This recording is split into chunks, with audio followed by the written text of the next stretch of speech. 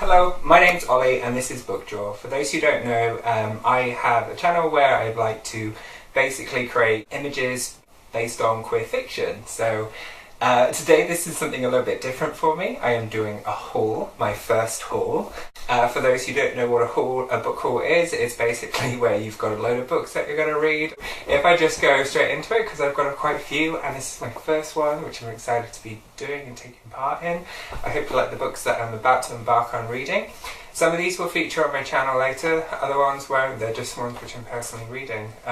Some of them aren't necessarily gay, so this is an evolution of my channel. I'm doing a bit more varied content, but the stuff that I basically will show and create images from will be specifically surrounding around queer characters in fictional novels. But anyway, into the books. The first one I'm going to start with is The Hate That You Give, or Thug. Basically it's about race relations and class relations, and it starts a 16-year-old girl called Star, and it's by Angie Thomas. So I'm going to join in with the love and interest on this one. I'm just excited to read it, and it seems like it'll be a pretty intense and thrilling read. So this is one which I'm currently reading. I'm behind on everybody else, I know, but this is Sebastian, Days Without End, which was the Costa Book of the Year. I'm currently about this much far through. I'm struggling with it, to be honest. I mean, I'm enjoying it.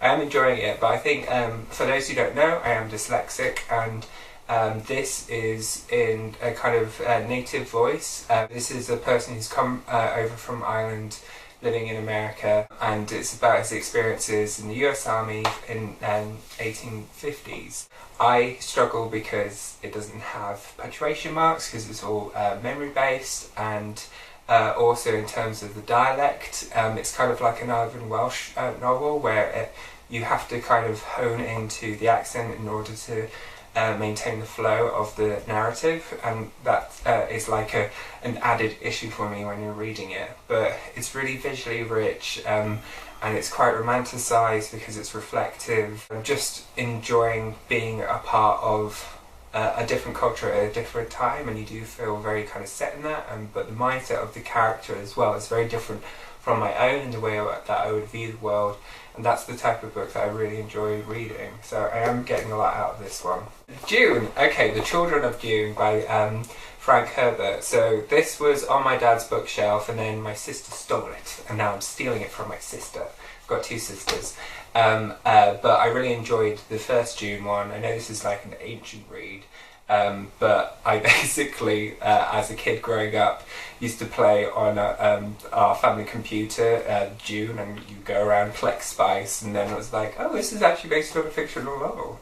So I read the first one, really enjoyed it. Haven't watched the kind of 80s film. I've heard it's really, really bad, but I'm looking forward to reading the next one, because I think with the Dune world, it's the type of world that just expands and gets bigger and bigger the more that you read. Have. Okay, so Have is by Jan Morris, and this is a Lent book from a work colleague and friend.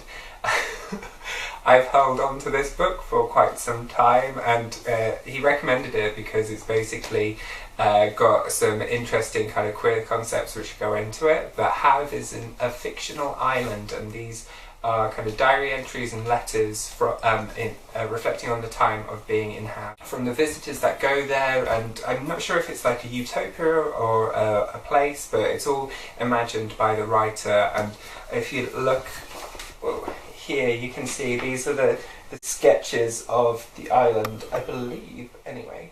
And to read this one soon, so once I have finished Days Without End, I will go straight into this one, because I hate holding on to another person's book for too long. It puts too much pressure on me, and I have a tendency to kind of lose things or rip things, and this is a really nice book, and I don't want to wreck it in any way.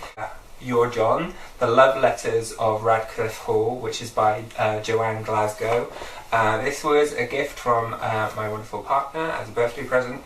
who was actually paying attention to what I was reading. I was reading The Well of Loneliness, and he recognised the name and ended up getting this one for me. So I was like, oh my god, you actually pay attention to my life and my interests, which is nice. Radclyffe Hall was the author of The Well of Loneliness, which is a fictional novel, but it's almost a semi-autobiographical. She was talking about love between women, and this is looking into all the letters of her relationships, and it's got some really interesting pictures from that time. I really enjoyed The Well of Loneliness. I will be doing that one in future. I'm massively excited about reading these letters and finding more about Radclyffe as a person, and seeing a different angle of what was actually happening to Radclyffe during that time. My next one, another friend of mine gave me a little WHS, which is like a bookstore slash general store, which is national in the UK. And it's a gift card, so I had some money so I could go and get myself some books. This person has just had a child, she's beautiful, and so I brought these 2 books, so I'm saying that I've had these twins. Basically these 2 stories, one I think everybody will know and love. I've just never actually bothered to read it. It's The Catcher in the Rye by J.D. Salinger. Is that how you say his name? Salinger? I'm basically interested in The Catcher in the Rye because I watched a film which stars Jennifer Aniston called The Good Girl, and it's got Jake Gyllenhaal, and he has read The Catcher in the Rye, and he changes his name to Holden because of it, and he's really kind of moody, depressive teen, and I was totally in love with him. Because I watched it when I was kind of in college, but it's one of my favourite movies because it features someone who feels put upon by the world and is in a small town and hates everyone around them. And Jennifer Aniston's character is a trapped housewife who wants to have a baby. Her partner's a pothead and a painter, and she's really frustrated, and then Jake Gyllenhaal enters into her life and she's totally in love with him. Completely sidetracked, sorry, but Catcher in the Rye, it was the kind of framework for Jake Gyllenhaal's character, and I've heard it mentioned loads in terms of other ways. I recently just finished reading 13 Reasons, and that kind of mentions Catcher in the Rye, and that kind of inspired me to actually go out and read it. So for all those reasons, that's why I'm reading Catcher in the Rye. Then there's this one, which is a debut novel, and so I was just kind of interested. It's called What Belongs to You, and it's by Garth Greenwell.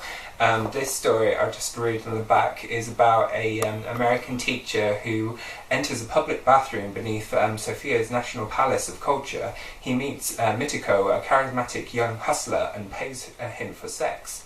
And it's about growing up or being gay in South America in the 1990s. So I think, again, that'll be another interesting read, especially as I was growing up in the 90s as well. It'd be interesting to see what it was like for another person during that time. Though I was a lot younger, I think a bit older. Next, this I'm really excited about. It's called Love Made Easy, and it is written by Quentin. If you don't know who Quentin is, I recommend that you get on YouTube and hunt out some of his previous films, like The Naked Civil Servant or Alien in America, I think it's called. I can't remember. I'll write below my mistake. But basically, they're both on YouTube. I will add links below. And he's just a really interesting person because he was openly gay when it was actually illegal. He was living in Manchester in an area called Chorlton, if you don't know, so he was a real pioneer for being out and visible. So I just wanted to read something by him, and Love Made Easy is one of his novels. And I didn't realise until, because I brought it second hand, but this is actually a first edition, and even more excitingly, it's signed, which I was like, Super exciting for me. So I am just thrilled, but I'm really nervous about actually handling this and reading this because this is a bit of like queer history and it's the first edition and it's beautiful. So I just want to, I'll probably read this on a holiday, not on a beach, in the safety of a living room type space or in bed, and just gently open up each of the pages so it's all preserved and beautiful. Finally, The Release by Patrick Ness. Now this is really exciting. I went to the kind of QA between Patrick Ness and Simon Savage. I want to start off with, if you could tell us a little bit about Adam, who is the main narrator of this. Yeah, Release is about Adam Thorne, who's 17, and he is having kind of one of those terrible days where everything changes. And that was freaking awesome. I actually got to meet and hang out with Simon in the queue for about an hour afterwards. He is just like he is on his channel. He was just so friendly and open and inviting, and we got to talk about all sorts of stuff. It was really, really lovely to spend time. It kind of overshadowed the experience of Patrick Ness. I have only actually read More Than This, but that did inspire this whole channel. So I'm a big fan of him. I love The Class, which was totally sold by George Lester. He completely got me into that. And I did ask him about what was going to be happening to Charlie and Mateus, because I have very strong feelings for the pair of them. And he reassured me that they'll go through it, but they should stay alive, which I was like, oh God. Because I don't trust kind of Patrick Ness in terms of his the safety of his characters. He seems to like kill off people at random. But the Release is a story over the course of one evening, I think. And it's kind of a very similar setup to Virginia Woolf's Mrs. Dalloway, and he even at the start of it has passages from Virginia Woolf's Mrs. Dalloway, so he does set it up.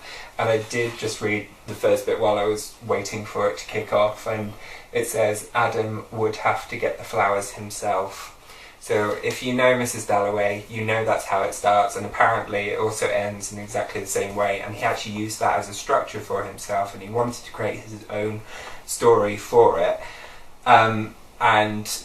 There's going to be some naughty sex scenes according to both Simon and Patrick Ness when they were talking, and he wanted to, as like, because it's a YA novel still, wanted to create something that's reasonably graphic, but tasteful, I'm told. So I'm looking forward to that. But in terms of like, you just didn't have those type of stories. I didn't have those stories when I was growing up. Sure, I'll whiz through this one, but as you can see, my TBR has gone slightly crazy. Anyway, I've enjoyed doing my first haul. I hope you have too. Please check me out on social media. I'm on Instagram where I'm doing works in progress. You'll be able to see what I'm up to in terms of creating some queer fictional based artworks, which I hope you will check out. I do reviews on those particular ones, which will be coming up soon as well. I'll be getting more back into it. I just had stuff which I wanted to talk to you about though. I've done my unboxing, I've had this haul, I've met Simon Savage, it's all going crazy, it's amazing. I got a first edition book, so many things. Anyway, this has been fun, I will see you soon. Okay, bye!